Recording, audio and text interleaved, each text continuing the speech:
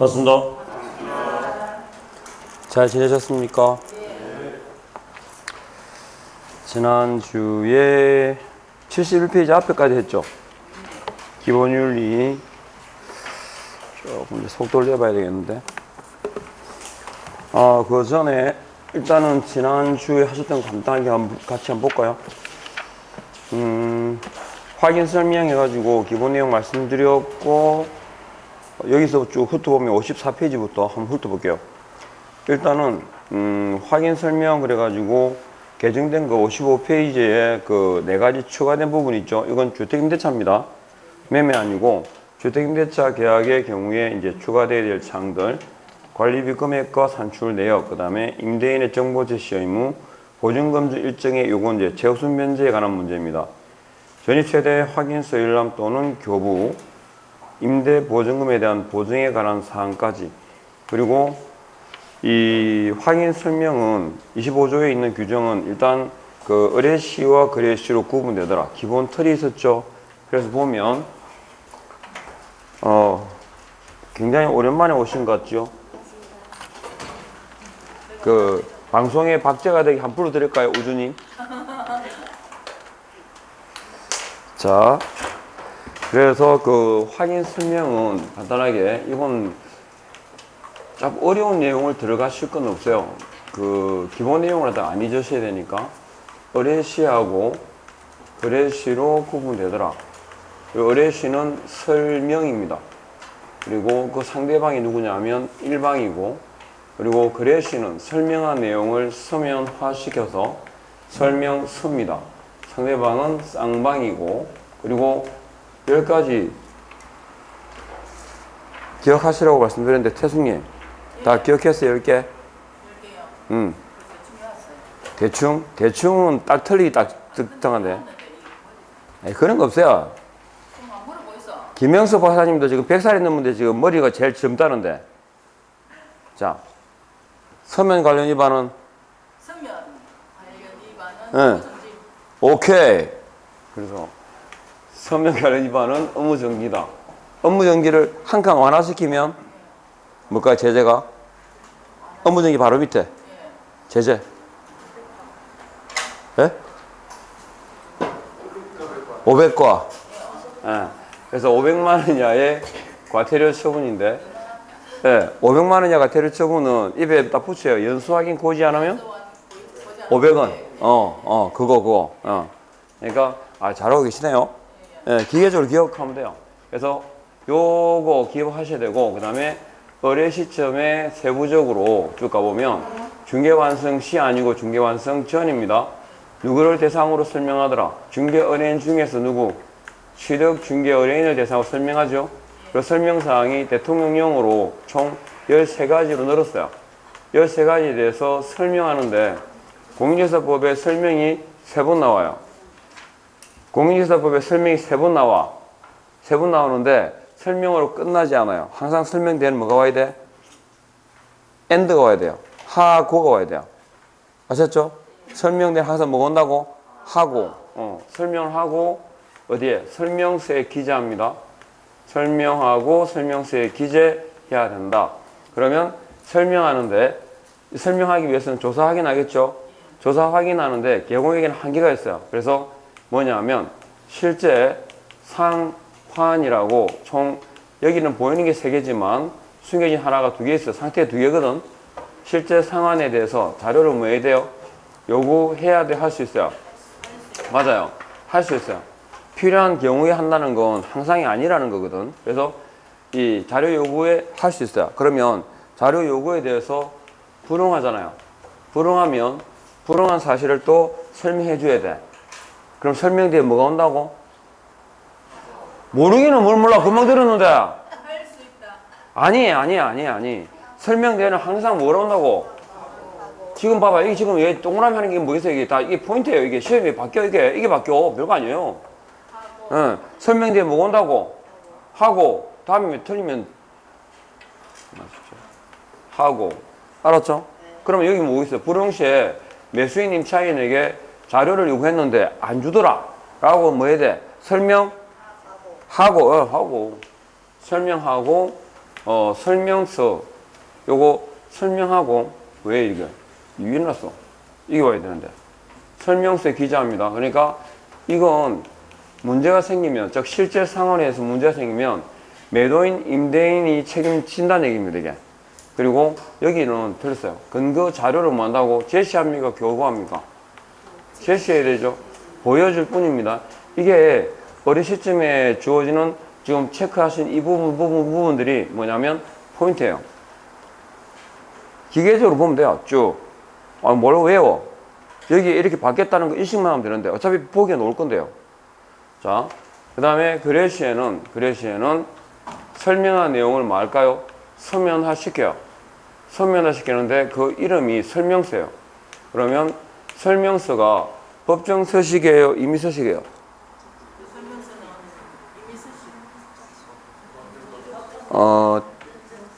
대순이 우리 틀 때마다 100원씩 그을까요? 그러니까 우리가 이게 그 10가지 들어있어. 서식은 기본이 법정 서식, 임의 서식, 법정 서식 원칙, 예외로 임의 서식이 딱 하나 있어요. 거래 계약서. 그러면 서면 관련 위반은 업무 정지다. 근데 딱 하나 예외가 있어. 이중계약서. 이중계약서는 상취 만. 왜 만이나 조사를 붙일까요? 이중이 붙으면 다 형벌이 따라와. 이중등록, 이중소속은 절취와 1대1. 이중사무소는 상취와 1대1. 이중계약서는 만이나 조사를 붙여야 했었죠? 오늘 뭔 날이에요? 머리를 했어? 아니, 머리 했어? 뭔가 스타일이 달라. 여자들이 감는 거 있거든, 이쁘게 하려고. 아, 그래요? 그게 있네.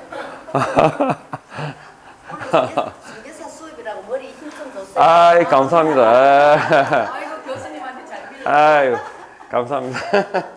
자, 그러니까 설명서를 법정 서식이요. 몇 종?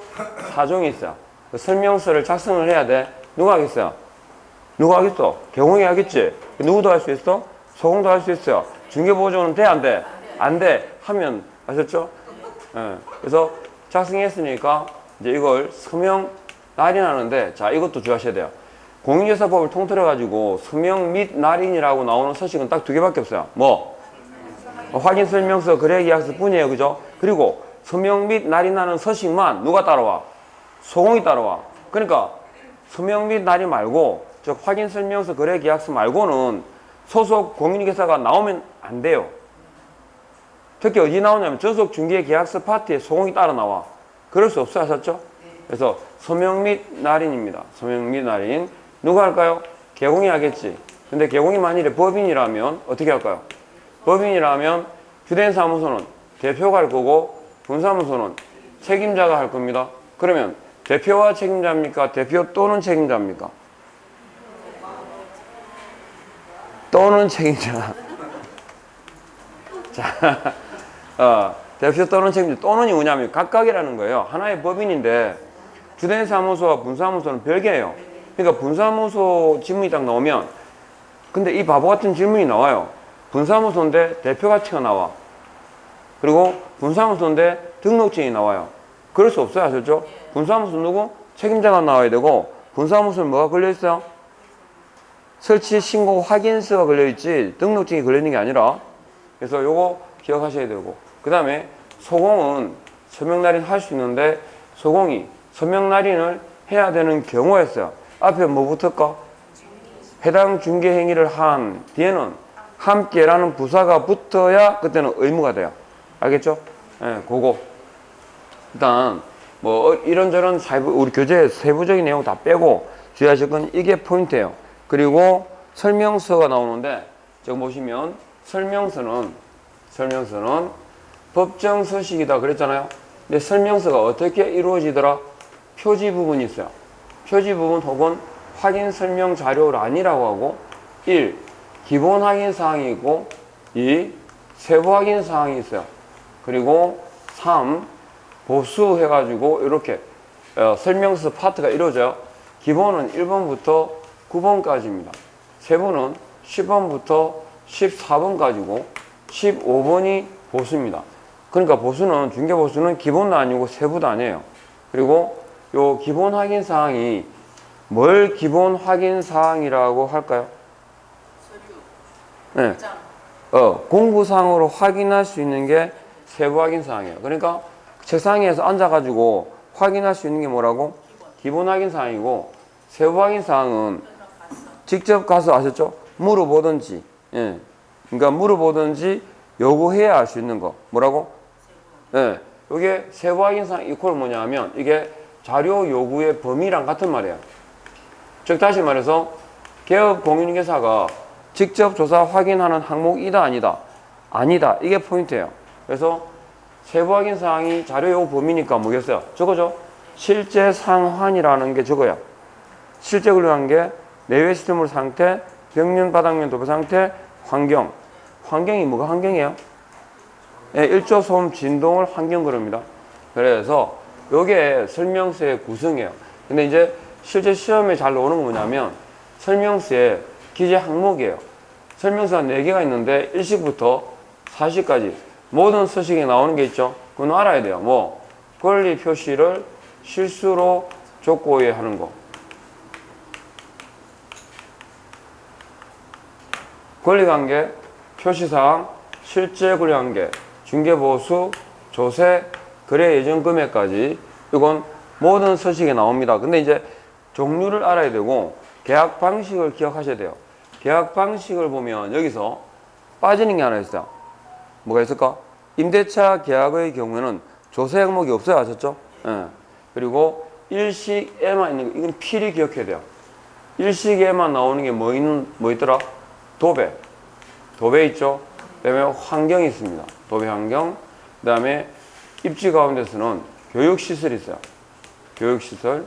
그리고 소방은 일식과 이식에 있겠죠? 건물에 있는 거니까. 그래서 그 소방 중에서도 일식과 이식이 달라요. 일식은 단독경보형 감지기. 단독경보형 감지기 유무. 그러니까 단독이니까 이건 아파트 포함될까 제외 될까? 제외 됩니다. 단독주택에 생각하시면 돼요. 그리고 비선호시설. 그러니까 이 입지하고 단독하고 그 다음에 비선호시설이 나오는데 비선호시설은 일식에만 있지는 않아요. 이거 삼식에도 있습니다. 있는데 보통 차이를 물을 때 비주용 건물에 기재사항을 묻기 때문에 이것도 같이 기억해 두시라는 얘기입니다. 일식에만 있는 거. 그리고 사식에만 없는 게 있어요. 이게 뭐냐면 토공하고 입시입니다.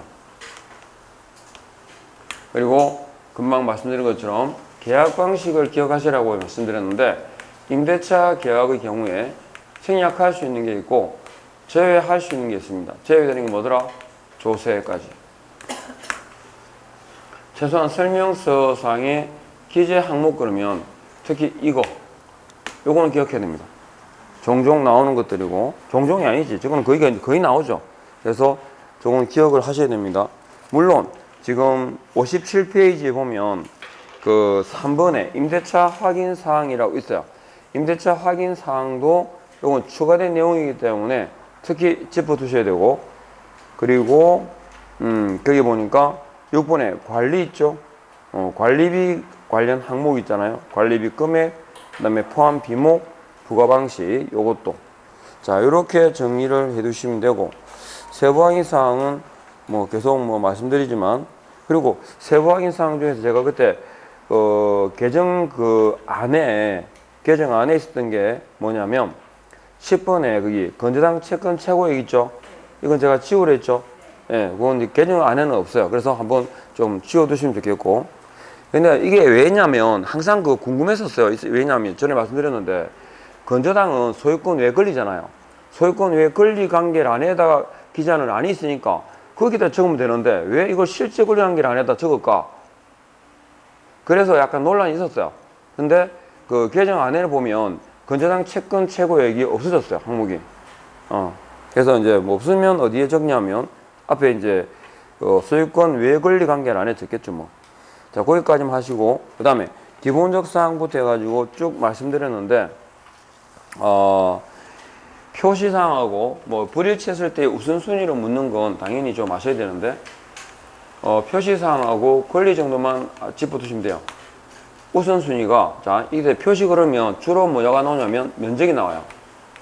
표시사항 가운데 면적이 나오고 권리는 소유자에 관한 사항 이렇게 나와요.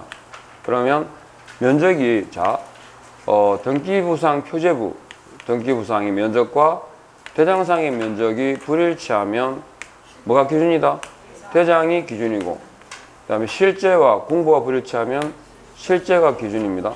그 다음에 소유자에 관한 사항이 자 대장상의 소유자에 관한 사항과 등기부상 소유자에 관한 사항이 불일치하면 등기부가 우선하고 실제 소유자와 등기상 명의자가 불일치하면 실제 소유자와 계약을 체결하라 그러거든요.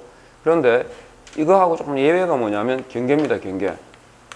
경계는 그냥 기본적으로 네 가지를 기억하시랬어요. 네 가지 기억나세요? 뭐 있었는지. 경계는 도면상 경계 기준이고 두 번째 설명서에 나와 안 나와? 안 나와요. 그리고 경계는 기업 공인중개사에게 현황 청량의 의무가 있을까 없을까? 없어요. 그리고 매수인에게는 사전 확인 의무가 있다 없다? 없다. 사전 확인 의무라는 게 이 권리하고 약간 비교해서 기억하셔야 돼요. 권리는 매수인에게도 사전 확인 의무가 있어요. 알겠죠? 그거 좀 주의하셔야 되고. 그래서 경계해가지고 네 가지 요거 짚어두셔야 됩니다. 네 가지. 요건 뭐 종종 나와요. 이것도. 요거 하고. 그 다음에 조금 신경 써야 될 게 뭐냐면 그 권리에서 그러니까 권리관계를 확인한다는 건 매도 의뢰일까요? 매수 의뢰일까요? 매도 의뢰입니다. 그러니까 팔러 왔을 때 쉽게 우리가 시점을 물어보는 게 니끼가 이거잖아요. 그러면 사러 갔을 때는 니 돈 있나? 이거예요. 그러니까 종종 시험 예전에 그 나왔던 게 뭐냐면 기업 공인회사가 매수 확인 시 우선 사항이 아닌 것은 매수 의뢰 받았을 때 우선 확인 사항이 아닌 것은 했을 때 오답이 뭐였냐면 권리관계였어요. 권리관계는 매도 매수 매도입니다. 매도. 그래서 그거 좀 주의하시고. 그러니까 권리관계는 확인하는 순서를 아시면 쉽게 정리가 돼요. 권리관계를 확인한다. 권리관계를 확인할 때 짚어야 할 게 뭐냐면 첫 번째가 권리의 진정성이에요. 소유권 등의 권리관계를 확인하기 위한 공부가 뭐냐 물으면 뭐라 대답하셔야 돼요? 등기부예요. 그럼 권리의 진정성 여부를 확인하기 위한 자료가 뭐야? 등기 권리증이에요. 아셨죠? 등기부 아니에요. 그리고 두 번째, 이제 진짜 주인이고 그러면 당사자가 대리인일 때는 어떻게 되느냐? 대리 종류가 몇 개 있죠? 2개 있죠. 그럼 확인 방식도 몇 개겠어요? 2개예요. 2개가 다 나와야 돼요. 세 번째, 그러면 자기 거라고 다 처분할 수 있는 건 아니죠. 그래서 세 번째가 처분 능력의 유무를 따져요. 그래서 미성년자일 때, 피한정 후견인일 때, 피성년 후견인일 때 확인해야 될 걸 물어요. 처분 능력의 유무를 따져요. 그리고 네 번째가 뭐냐면 공동 소유일 때 처분에 대한 문제. 그러니까 공동 소유다 그럼 뭐가 기억나야 돼요? 공유 합의 총이잖아요. 그 중에서 주의할 건 공유물 자체일 때하고 총유물일 때 그거만 조금 주의하면 돼요. 나오는 것만 알면 돼요. 나오는 것만. 그래서 요 순수해 가지고 권리관계는 확인한다. 그러니까 제목을 알아야 뭐 그죠? 머릿속에 정리될 거 아닙니까? 이렇게 정리하시면 돼요. 딴 거 필요 없어요. 자, 그리고 넘겨보면 분묘기지권이 나와요. 분묘기지권이 어디에 있어요? 그래, 물건 맞아. 예. 물건 맞아요. 근데 분묘기지권에 관한 내용이 우리 확인 설명서에 어디 나옵니까? 실제 권리관계를 안 해놓습니다. 등기부상으로 확인할 수 없는 권리죠. 그래서 대표적으로 이제 언급되는 게 분묘기지권입니다. 물론 그거 말고도 법정지상권, 유치권 등 있겠죠. 자, 그래서 분묘기지권 그러면 일단 기본적으로 물건입니까? 채권입니까? 물건입니다. 그 다음에 분묘기지권이 성립하는 경우가 몇 개 있어요? 승낙, 시효취득, 특약 없는 토지 처분까지 몇 개? 3개가 있어요. 그런데 그 3가지라고 해서 다 성립하지는 않아요. 제한 사유가 있죠. 시신이 안장되어 있어야 되고 봉분이 존재해야 돼요. 그러니까 기억할 건 세 가지예요. 어떤 거? 평장, 암장, 가묘는 저 가묘를 갖다 뭐라 하죠? 장례의 묘소 그럽니다. 인정한다 안 한다? 안 한다. 이게 기억하실 거. 그 다음에 분묘기지권의 범위는요. 분묘기지 면적만이 아니라 뭐까지? 주의공지를 포함시킨다. 그게 일단 포인트. 이게 장소적인 범위죠. 주의공지를 포함한다. 그러면 시간적 범위는 분묘가 존재하고 그죠? 수호봉제사가 계속되는 동안이니까 주의할 이거요. 지상권 이제 민법상 지상권에 관한 규정을 적용한다 안 한다? 안 한다. 그게 포인트예요. 그래서 주의공지하고 말씀드렸고 그 다음에 치료가 나와요. 치료는 딴 거 없어요. 특약없는 토지처분은 원래가 유상이었어요. 근데 시효치료의 경우에는 치료를 지급할 필요가 없다 였죠. 지금은 한정적극입니다. 뭐 치료 청구 시부터입니다. 토지 소유자가 치료 청구 시 치료를 지급해야 되죠. 치료 지급 의무가 있더라. 뭐 요거 정도까지만 아시면 돼요. 딴 거 없고. 그 다음에 세 가지를 짚어야 되는데 원칙과 예외를 기억하셔야 돼요. 자, 일단은 분묘기지권의 권능 있죠. 권능. 분묘기지권의 권능 그러면 신설이 돼야 안 돼. 부부합장, 단분 형태 무슨 말이 들어가도 허용되지 않습니다. 그 다음에 이장은요. 이장은 돼 안 돼? 안 돼요. 안 되는데 되는 경우도 있죠. 언제? 집단 설치 시. 분묘를 집단으로 설치한 경우에는 기지권 내에서 이장이 가능하다라고 봅니다. 그 다음에 분묘기지권의 기속입니다. 분묘기지권이 기속. 그러니까 토지 소유자에 대해서 분묘 보존을 위한 권리를 주장할 수 있는 사람이 누구예요? 종손이 하셨죠? 그러니까 시험 지문에 잘 나오는 지문이 뭐냐면 분묘의 연고자가 그래요. 분묘의 연고자는 토지 소유자에 대해서 분묘 보존 등을 위한 권리를 주장할 수 있다. X. 기지권을 주장할 수 있는 사람은 종손입니다. 그런데 그 공동선조 있죠? 공동선조의 후손들로 이루어진 종중이 관리해 왔다면 그때는 누구? 종중에게 속한다.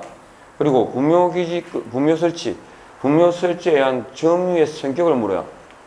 분묘 설치로 인한 점유는 소유의 의사로 추정하지 않습니다. 뭐다? 타주 점유다. 다만 경계착오 있죠? 경계착오로 인한 경우에는 기지권, 그러니까 소유의 의사를 부정하지 않습니다. 뭐다? 자주 점유에 해당한다라는 게 판례입니다. 그래서 원칙과 예외 아셨죠? 세 개 정도는 딱 집어두셔야 되고 분묘기지권은 언제 소멸할까요? 포기의 의사표시만으로 소멸합니다. 거기까지만. 그러면 장사법 가요. 장사법 딴 거고 그냥 장사법을 왜 도입했냐 이게 기억하실 내용 다예요. 장사법은 왜 도입했을까요? 전 국토의 엠보싱화를 막기 위해서입니다. 무슨 뽀삐 화장지인가? 볼록 엠보싱. 예. 그것 때문에 이 제도를 도입했거든요. 그러니까 장사법은 뭘 억제하기 위한 거다? 묘지예요, 묘지. 묘지를 설치하는 걸 억제하기 위해서 했죠. 그리고 대규모인 경우 있잖아요. 예를 들어서 법인 묘지 같은 경우는 최소한 10만 제곱미터 이상의 면적을 확보해야만 법인 묘지 설립, 즉 재단법인 아셨죠?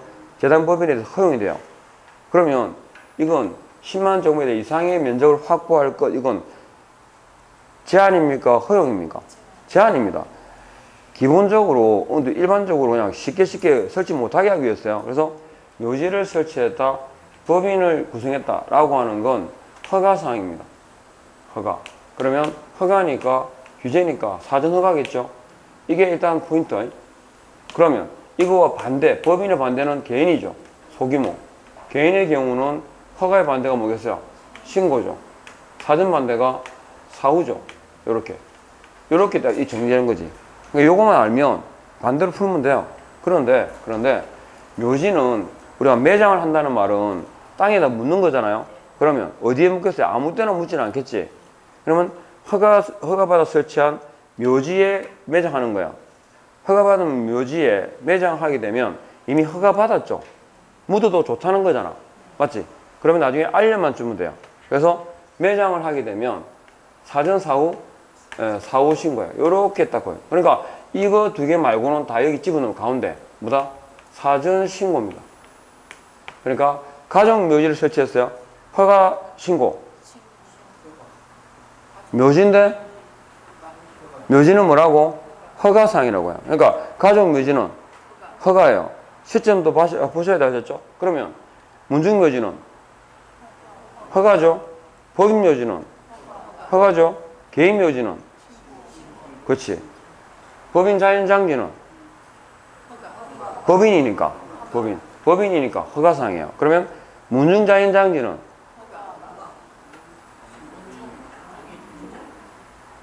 문중이 포인트가 아니고 묘지 자연장지 이게 포인트라니까. 묘지는 허가사항이에요. 묘지가 봉분 만든 거. 그러면 자연장지는 뭐죠? 수목장이죠. 수목장. 자연장지 땅에 묻는 거 묻으면 외관상 사진은 표가 나요 안 나요? 안 나잖아. 큰 나무 밑에 묻었잖아요. 그죠? 그리고 앞에 폐차 같은 거 하게 달고, 그죠? 뭐 다 잠들다 뭐 응? 아니면 요 앞에 이걸 상석도 아니고 뭐라 그래, 이 팻말이잖아요. 누워있는, 그죠? 그거 이 바닥에다가 보통 보셨죠? 이게 있고 꽃 같은 거 화분 나무 하나 심어놨고 앞에 자그마한 이게 돌 같은 거 있잖아요. 이렇게 상석도 아니고 이렇게 비석처럼 팻말처럼 이렇게 누구 뭐 잠들다 이런 거 있잖아요. 그죠? 그런 거죠. 그런 경우에 그러니까 자연장지는 외관상 그죠? 뭐 별 표가 안 나잖아요. 그래서 허가보다 규제는 규제인데 완화시켜서 그럼 뭐라고? 사전신고예요. 사전신고. 묘지는 허가, 자연장지는 사전신고. 이해됩니까? 요렇게 정리하시면 돼요. 그래서 일단은 그 외에 뭐 개념들은 뭐 당연히 정리하시고, 그리고 기본적으로 봐봐요. 여기는 주유공지 포함해서죠. 근데 장사법에 의한 분묘의 정면적은 이렇게 나눠져요. 분묘의 정면적은 원래 1기당이에요. 뭐 빼고? 개인묘지 빼고는 1기당의 면적을 따져요.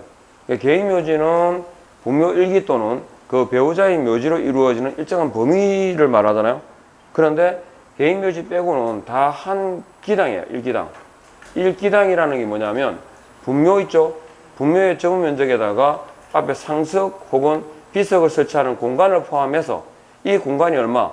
10제곱미터를 10제곱미터를 초과할 수는 없어요. 합장은 15제곱미터고, 그리고 설치하게 되면 종속기간이 몇 년?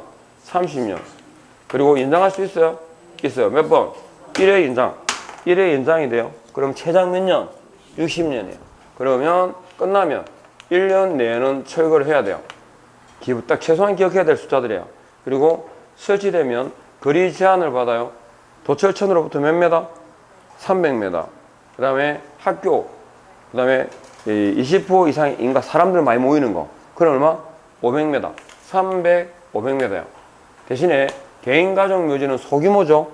그래서 조금 더 완화돼요. 300이 200으로, 500이 300으로 완화된다. 완화된다라는 거 인식하고 계시면 돼요. 그러면 장사법도 정리된 거예요. 됐죠? 그러니까 일단은 장사법 할 때, 장사법은 왜 도입했어요? 묘지 설치를 억제하기 위한 거예요. 그리고 장사법의 가장 큰 주된 내용이 뭐냐면 시효 취득에 의한 기지권을 부정합니다. 그러니까 무슨 말씀이냐면 연구 없이 아무 땅에다가 그죠? 막 설치해 놓으면 20년이 지나면 인정됐잖아요. 인정됐는데 지금은 뭐라고? 인정 안 하겠다는 거예요. 이제 아무 데나 설치 못하게. 아셨죠? 그게 장사법의 취지예요. 묘지 설치 못하게 하는 거예요. 예. 그렇게 이해를 하시면 돼요. 넘어가요.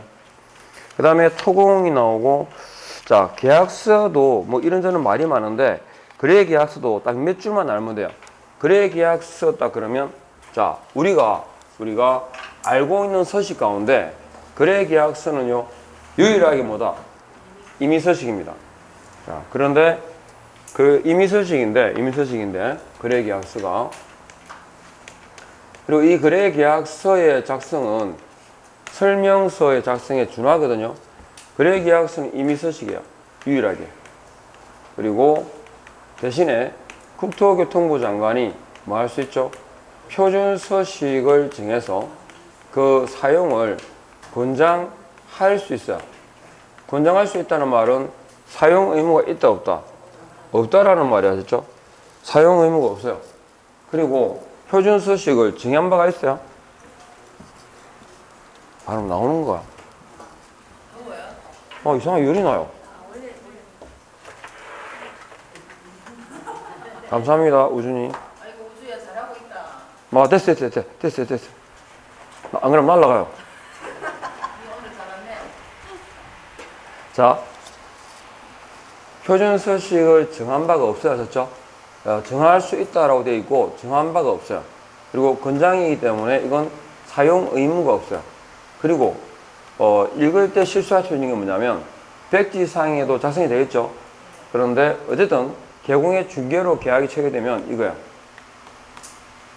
반드시 서면 작성에 의해야 한다는 거.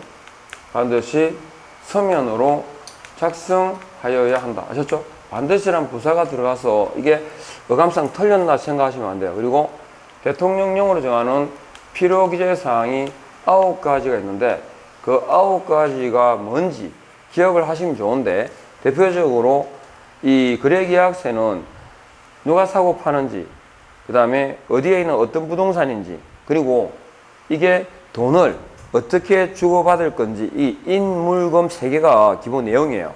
그런데 특이하게도 확인설명서 교부 일자가 필요기재 사항이 들어있어요. 이건 알아야 돼요. 아셨죠?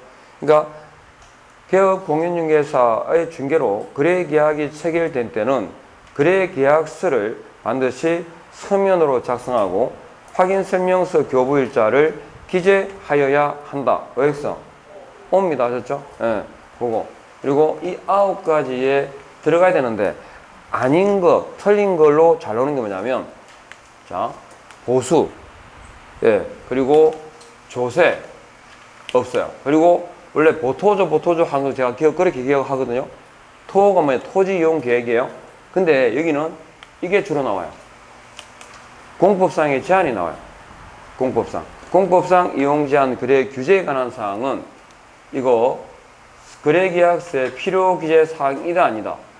아니에요. 근데 공법상의 제한 같은 경우가 있으면, 많이 있다면 계약서를 쓰기 전에 이미 조정 조율됐을까 안 됐을까? 했겠죠. 그 확인 설명할 때 이미 다 했을 거예요. 만일에 그럼에도 불구하고 이걸 어떤 조건이 되려면 어디 들어갈까 이건?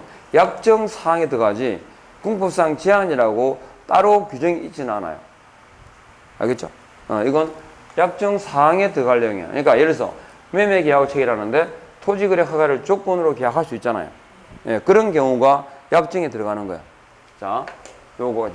일단은 기본적으로 기억할게. 거래계약서에 뭐 당사자가 뭐 뭘 보고 기재하고 이런 구체적인 내용보다는 그건 잘 안 나와요. 예전에 종종 나왔었는데 나오면 일단 기본은 이거예요. 알겠죠? 거래계약 관련해가지고. 자, 요렇게 정리를 하시면 되겠습니다. 그러면은 개업공인중개사의 기본 윤리부터 가볼게요. 비밀 준수 의무가 있어요. 비밀 준수 의무가 나오는데 비밀을 지켜라 그랬죠. 자, 이거는 쭉 같이 보면 끝나요. 그리고 71페이지에 가셔가지고 거기에 1항에 주어가 뭐예요? 주어가 개공, 소공이죠. 그러니까 품위를 유지해야 되고, 품위를 유지해야 되고, 그 다음에 공정하게, 뭐 신의성실 이런 의무가 주어지는 자는 누구라고? 예, 개공, 소공이에요. 중개보조는 그냥 아무거나 입고 가도 돼요. 말이 그렇지. 그러면 안 되죠.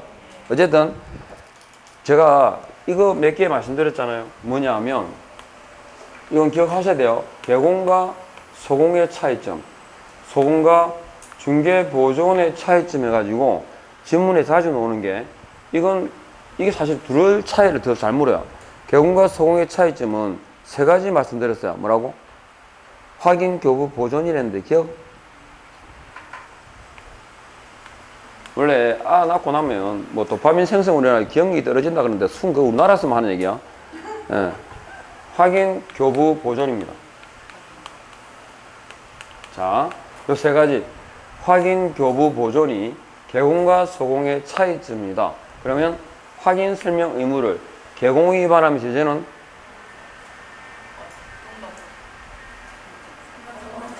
제일 처음에 적었어요. 위에 칠판에. 업무 정지를 한 칸 완화시키면 그렇지. 연수 확인 고지 안 하면 500원. 궁금하면 500원. 옛날에 있었는데 쿠쿠. 그렇죠? 이걸 안다는 말은 연식이 됐다는 거죠. 한참. 자, 확인 이건 500가잖아요. 그러면 소공은 뭐겠어요? 빠이지. 그죠? 이건 소공은 기계적이에요. 그냥 바로 튀어나와야 돼. 소공은 자격정지. 그래 차이점이에요. 그리고 교부보조는 누구에게만 주어지는 의무예요? 그렇지. 그러니까 얘는 의무가 자체가 없어요. 그래서 확인 교부보존이 차이점이에요. 그리고 중개보존하고 소공의 차이점이 뭐냐면 일단 인장 등록의 의무자가 개공 소공이에요, 개공 등이에요. 그죠? 개공 소공이에요. 인장 등록은. 그리고 또 하나 있어요. 부동산 거래 신고 대행이 나와요. 부동산 거래 신고 대행은 소공은 하죠. 중개보조는 안 돼, 아셨죠? 네, 요거 차이죠. 보통 사실 이 두 개가 주로 나오는데, 그래서 그리고 또 있죠. 하자면 행정처분. 소공은 행정처분 대상이 되죠. 뭐 자격정지, 중개보조는 없어요. 아셨죠? 그러니까 보통 요 세 개가 차이점은 나와요. 근데 보통은 인장하고 부동산 거래 신고 대행 파트에서 개공 등이냐, 개공 소공이냐, 소공이냐, 고용인이냐 이렇게 물어요. 네, 그 정도. 자, 이렇게 정리하시고 그러면 넘어가요. 아, 그리고 하나죠. 3번에 선량한 관리자의 주요 의무 있죠. 이거 어디에서 시험 나왔냐면 다음 중 공인중개사법상 개업 공인중개사에게 주어지는 의무가 아닌 것은 해가지고 초기에 나왔었어요. 그러니까 뭐 이제 공유사 도입되고 보통 한 7회 이전의 문제라 생각하면 돼요. 그러면 답은 뭐겠어요? 선관 주의 의무예요. 왜요? 선량한 관리자로서의 주의 의무는 공인중개사법에 없어요. 어디 있어? 판례상 인정되는 의무예요. 그러니까 공인중개사법상 규정된 의무가 아니지. 그리고 이거하고 보통 같이 나온 게 뭐냐면 계약금 등 예치 권고 제도가 나와요. 계약금 등 예치 권고 의무입니까? 아니죠. 그냥 권고할 수 있다요. 네, 그거. 그래서 두 개 기억하시면 되고 넘어가요. 그 다음에 비밀 준수 의무가 나와요. 자, 비밀 준수 의무는 역시 이것도 그냥 쭉 정리하면 끝인데 비밀을 지켜야 되죠. 세상에 비밀은 없다. 뭐 요새 영화 드라마도 있던데.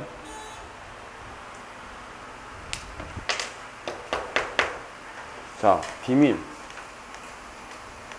준수 의무는 일단 누구에게 주어지는 의무일까요? 그렇죠. 중개업에 종사하는 자는 업무상 알게 된 비밀을 지켜야 돼요. 업무상 알게 된 비밀이에요. 소문이 아니야, 그렇죠? 업무상 알게 된 비밀이고 언제 이거 예외 있어 없어? 있어요. 예외 없는 원칙은 없다 이런 거 있잖아요. 그래서 개공 등이고 예외가 어디냐면 이 법하고요 및 다른 법률에 있어요. 그러니까 업무상 알게 된 비밀이라도 비밀 준수 의무가 배제되는 경우가 있어요. 자, 첫 번째 이 법에 의한 경우가 뭘까요? 아까 확인 설명했죠. 확인 설명은 일종의 고지 의무예요. 그러면 확인 설명 이 고지 의무는 비죠. 누구한테 줘야 돼? 매도인 매수인 그러니까 취득자예요. 우리가 공정하게 중개를 하라 그러지만 매수인 쪽으로 기울어 있어요. 왜냐면 매도인은 자기가 원하는 가격에 팔고 가면 돼요. 매수자는 잘못 사면 두고 하셨죠? 그렇지. 시불시불 하잖아요. 그죠? 그래서 공정한 중개지만 매수인 쪽을 보호하는 쪽으로 가요. 그러니까 확인 설명은 매수인에게 하죠. 그러면 비밀은 누구한테 나오겠어요? 매도인 쪽에서 나와요. 그럼 둘 중에서 누구? 네, 확인 설명 의무가 우선해요. 고지 의무가 우선해요. 아셨죠? 그러면 다른 법률이 뭐냐면 국회 정언법상 정언하러 나왔을 때 아는 바가 없습니다. 기억나지 않습니다. 이 지랄하면 안 됩니다. 그죠? 그럼 나오지를 말든지. 자, 그 다음에 또 형사소송법상에 정인이 있죠. 정인 채택됐을 때. 그리고 신문 받을 때 입을 꾹 닫고 있으면 지금은 물론 안 그러겠죠. 옛날에는요, 한 대 더 얻어맞습니다. 그죠? 그, 남영동 분실 유명하죠? 남영동. 보안법 위반, 무슨 전통댐 뭐 이런 거 있잖아요. 심각했습니다. 생각보다 많이 얻어맞습니다. 저는 전혀 운동 같은 거는 안 해보이죠, 그죠? 실제로 지금 운동하고 전혀 관계 없는 사람이 있는데, 예전에 1987년이죠. 87년도에 남포동에서 살아왔거든요. 모르시죠? 진짜, 지금 생각하면, 어떻게, 정말 상상을 못했어요. 나는 지금 그 시대가 있잖아요. 이런 날이 온다는 걸 나 상상을 못했어. 체류탄을 안 마시고 퇴근한다는 걸 상상을 못했어요. 지금 체류탄을 마시면 이상하잖아. 아니, 상상도 못하잖아. 안 마시잖아. 사실 안 마셔봤잖아요. 그죠? 옛날에는 창원도 마찬가지. 창원에는 공단이 많잖아요. 살들이 빵빵빵빵빵빵빵 했어요. 그 공단 앞에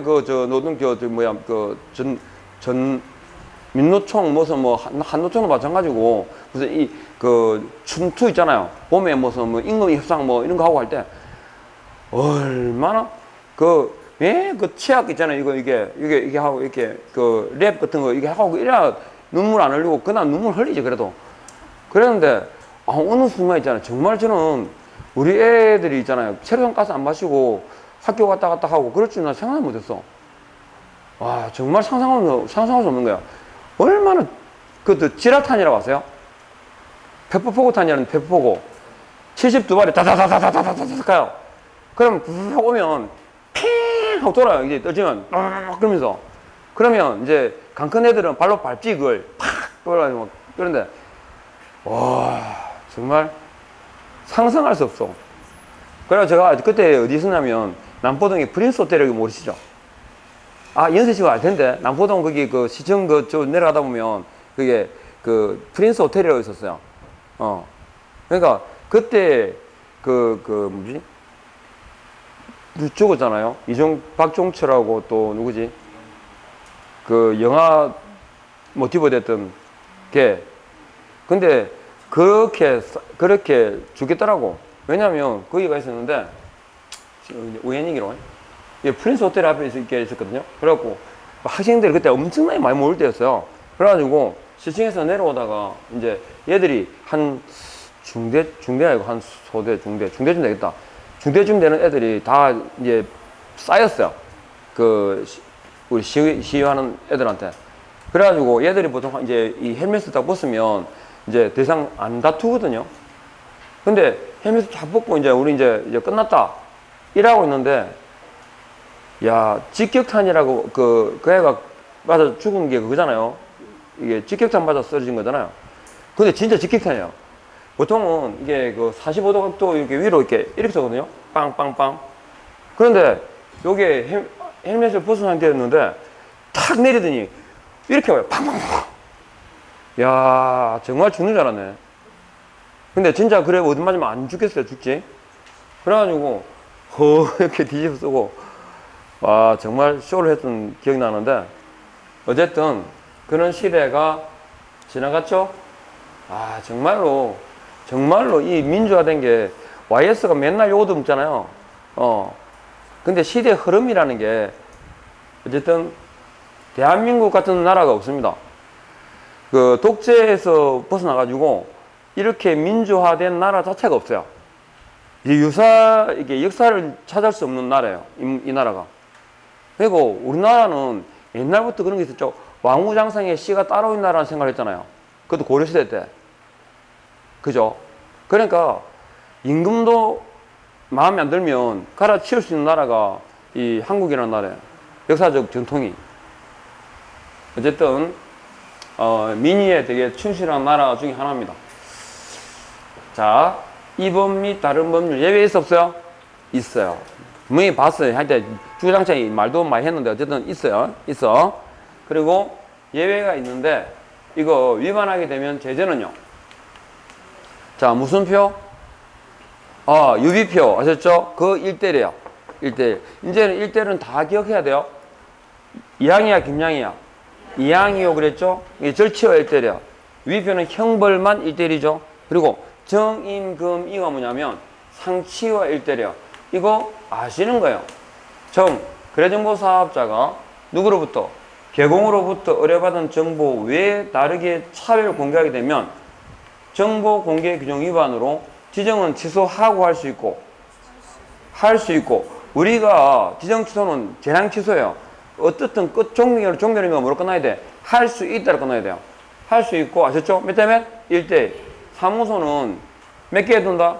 한 개 둡니다. 한 개 두는데 예외가 있어 없어? 있어요. 법인의 분사무소라는 예외가 있어요. 그러니까 하나를 둬야 된다는 건 절대 금지예요, 상대 금지예요. 상대적 금지예요. 근데 등록 있죠? 등록은 1등록이죠? 이중등록 예외가 있어 없어? 절대 허용하잖아요. 그래 절치예요, 그는. 요거는 예외니까 상치예요. 이중사무소 임시중개시설 맞았죠? 그리고 금쟁이 나중에 부르실 건데 이게 금쟁이가 매무복구라고 있어요. 1대1. 정인금이는 절치 상치, 상치와 1대1. 형벌만 몇 대 몇? 1대1. 무슨 표? 유비표. 그러면 벌칙은 하나 해결한 거예요. 그리고 벌칙을 해결하면 동시에 뭐도? 행령처분도 더불어서 몇 개를 날라갔죠? 네, 이렇게 1대1이에요. 그리고 자 거기 뭐냐? 반의사 불벌죄라 했어요. 반의사 불벌죄. 자, 반의사 불벌죄 그랬는데 이 의사가 있잖아요. 의사가 자 거기 보면 피해자의 명시한 의사에 반하여 돼 있죠. 피해자의 명시한 의사에 반하여. 그럼 피해자의 명시한 의사가 처벌에 관한 의사입니까? 처벌에 관한 반대 의사입니까? 반대 의사예요. 이 의사가 처벌에 관한 반대. 아셨죠? 그러면 처벌에 관한 의사 표시를 두 자로 뭐라는 줄 아세요? 처벌에 관한 의사 표시 두 자로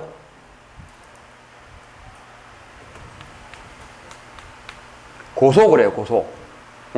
처벌에 관한 의사 표시를 두 자로 고소라고. 고소랑 친한 죄가 뭐겠어요? 친하다. 고소랑. 그래서 친고죄예요. 별거 없어요. 친고죄. 친고죄는 고소, 피해자의 처벌에 관한 의사 표시가 있어야 검사가 기소할 수 있는 죄. 이게 친고죄예요. 아시겠죠? 그런데 반의사 불벌죄는 처벌에 관한 의사예요. 처벌에 관한 반대 의사예요. 반대 의사입니다. 그러니까요, 검사가 개공등이 비밀을 누설한 사실을 인지를 했어. 그러면 피해자가 원하든 원하지 않든 검사가 단독으로 기소할 수 있어요. 그러면 법정에 세우겠죠? 검사가 기소했어. 기소에 대해서 재판부가 타진해요. 처벌할까 말까? 이때 피해자가 처벌 안 했으면 좋겠는데요 라고 반대하면 검사는 재판부는 그 검사의 기소가 이유 없다 그래가지고 공소 기각을 시켜요. 이해하겠죠? 그런데 친고죄는 애초에 피해자가 고소 안 하면 검사가 기소 자체를 못해요. 차이 아시겠어요? 네, 그러니까 친고죄는 고소가 있어야 되고요. 우리는 있든 없든 기소할 수 있지만 피해자가 뭐하면 반대하면 처벌하지 않겠다라는 게 뭐라고? 반의사 불벌죄예요. 예전에 이것만 들어보면 돼. 옛날에 시험 나왔을 때 딱 한 번 나왔었는데 뭐라 나왔냐면 개업 공인중개사 등이 업무상 알게 된 비밀을 누설한 경우에는 피해자의 처벌에 관한 명백한 의사표시가 없는 경우에 벌하지 않는 반의사 불벌죄에 해당한다 라고 나왔어요. 맞는 거야 틀린 거야? 이거 앞에 부분은 친고죄 설명이고 뒤에 반의사 불벌죄만 붙인 거야. 처벌에 관한 명백한 의사표시가 뭐죠? 고소. 고소가 없으면 처벌하지 못하는 죄가 반의사 불벌죄예요. 처벌에 관한 의사표시가 아니지. 처벌에 관한 반대 의사표시지 이거는. 처벌에 관한 의사표시가 없으면 처벌하지 못하는 게 뭐라고? 친고죄. 근데 앞에 설명은 친고죄 설명이고 뒤에 반의사 불벌죄에 해당한다라고 그냥 붙인 거예요. 짬뽕. 알겠죠? 네. 그러니까 우리는 처벌에 관한 의사표시예요? 반대 의사표시예요? 반대 의사표시고 그래도 잘 모르겠으면 반의사 불벌죄는 반드시 반자가 들어갑니다. 설명에 뭐든 무조건 반자가 들어가 있어야 돼요. 이해하겠죠? 예, 그렇게만 하시면 돼요. 자, 고생하셨고 조금 쉬었다가 가겠습니다. 아이고, 끈적끈적. 인정.